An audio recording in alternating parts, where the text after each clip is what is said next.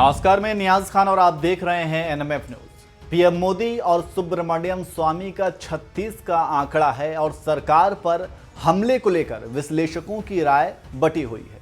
पहली राय रखने वालों का कहना है कि पीएम मोदी सुब्रमण्यम स्वामी की इज्जत नहीं करते, इसके साथ ही साथ उनको मंत्रिमंडल में नहीं रखा, इसी वजह से वह मोदी और मोदी सरकार पर हमलावर हैं। तो दूसरी राय रखने वालों का कहना है कि स्वामी मोदी सरकार की गलतियों को बर्दाश्त नहीं करते हैं, इसलिए जहां गलती दिखती है वहां बोल देते हैं और इसी वजह से मोदी नाराज रहते हैं।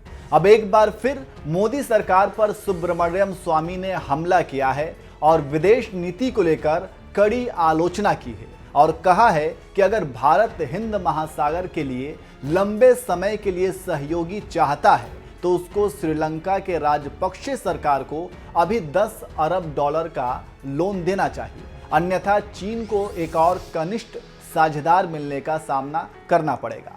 मोदी सरकार कई विदेश नीति के मुद्दों में विफल रही है। उन्होंने आगे कहा कि ऐसा नहीं करने से श्रीलंका भी हमारा साथ छोड़कर चला जाएगा और ये हमारे पड़ोसी विदेश नीति के लिए अच्छा नहीं होगा।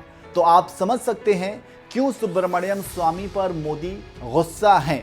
यहाँ पर एक बात बताते चले कि हाल ही में संसद के शीत सत्र में सुब्रमण्यम स्वामी मोदी सरकार की बोलती बंद कर दी थी, जब राज्यसभा में सुब्रमण्यम स्वामी ने चीन की घुसपैठ पर सवाल पूछ दिया था, जिस पर बीजेपी सरकार को सांप सूंघ गया था। इसी के साथ कुछ दिन पहले मथुरा में एक कार्यक्रम के दौरान सुब्रमण्यम स्वामी ने प्रधानमंत्री के साथ साथ वित्त मंत्री को अर्थशास्त्र का अज्ञानी कह दिया और कहा कि मोदी को अर्थशास्त्र का ज्ञान नहीं है। तो आप समझ सकते हैं कि अब क्यों पीएम मोदी सुब्रमण्यम स्वामी पर खफा हैं और इसका कारण क्या है। देखते हैं इस बार सुब्रमण्यम स्वामी को सबक सिखाया जाता है या फिर पहले की ही तरह इग्नोर किया जाता है।